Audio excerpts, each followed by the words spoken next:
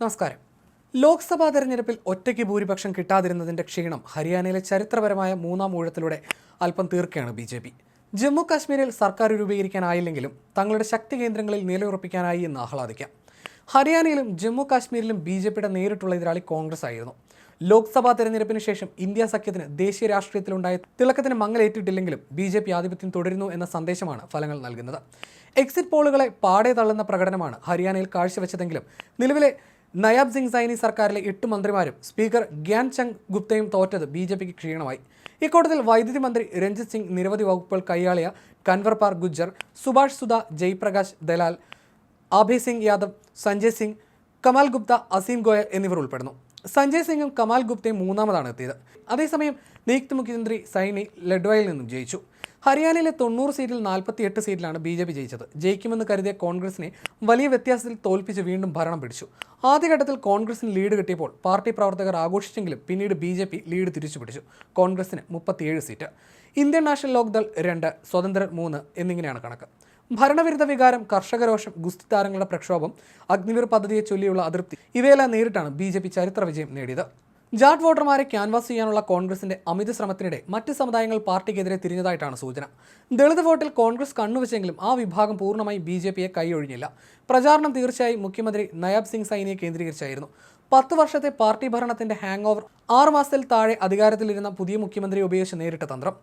കോൺഗ്രസ് എല്ലാ സിറ്റിംഗ് എം.എൽ.എമാരെയും മത്സരിപ്പിച്ചപ്പോൾ മുതിർന്ന നേതാക്കളെ മാറ്റി നിർത്തി പുതുമുഖങ്ങളെ പരീക്ഷിക്കുന്ന തന്ത്രമാണ് ബി.ജെ.പി പയറ്റിയത്.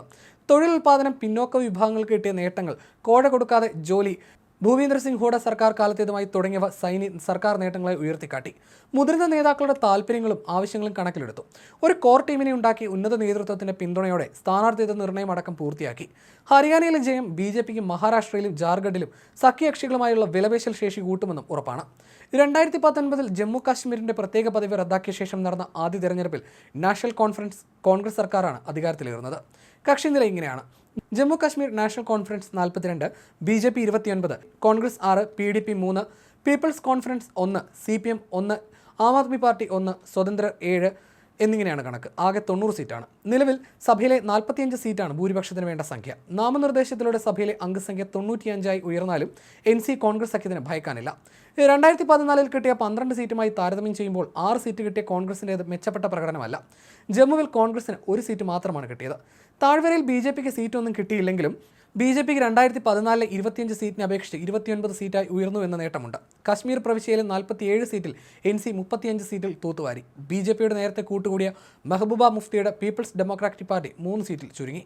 നാഷണൽ കോൺഗ്രസ് സഖ്യം സർക്കാർ രൂപീകരിക്കാൻ ഒരുങ്ങുമ്പോൾ ചിത്രത്തിൽ നിന്ന് പുറത്തായത് പ്രചാരണത്തിനിടെ തലക്കെട്ടുകളിൽ ഇടം പിടിച്ച ചെറിയ പാർട്ടികളാണ്.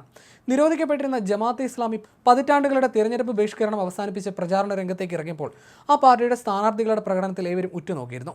ലോക്സഭാ തെരഞ്ഞെടുപ്പിൽ നിയുക്ത മുഖ്യമന്ത്രി നാഷണൽ കോൺഫറൻസ് ഉപാധ്യക്ഷനുമായ ഒമർ അബ്ദുള്ളയെ പരാജയപ്പെടുത്തിയ എഞ്ചിനീയർ റഷീദിന്റെ അവാമി ഇത്തെഹാദ് പാർട്ടി ജമാഅത്തുമായി തന്ത്രപരമായി സഖ്യത്തിലേർപ്പെട്ടതോടെ ആകാംക്ഷയേറി.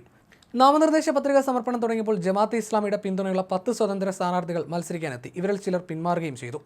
പുതിയ സർക്കാർ രൂപീകരണത്തിൽ ഏറ്റവും വലിയ വെല്ലുവിളി ഹിന്ദു ഭൂരിപക്ഷ മേഖലയായ ജമ്മു മെയിൻ ലാൻഡിന് നൽകേണ്ടുന്ന പ്രാതിനിധ്യമാണ്. അവിടെ എൻ.സി കോൺഗ്രസ് സഖ്യം സീറ്റൊന്നും നേടിയില്ല. ജമ്മു പ്രവിശ്യയിൽ ഇരു കക്ഷികളും നേടിയ 8 സീറ്റുകളും മലമ്പ്രദേശത്താണ്. കോൺഗ്രസ് 1-ലും എൻ.സി 7-ലും.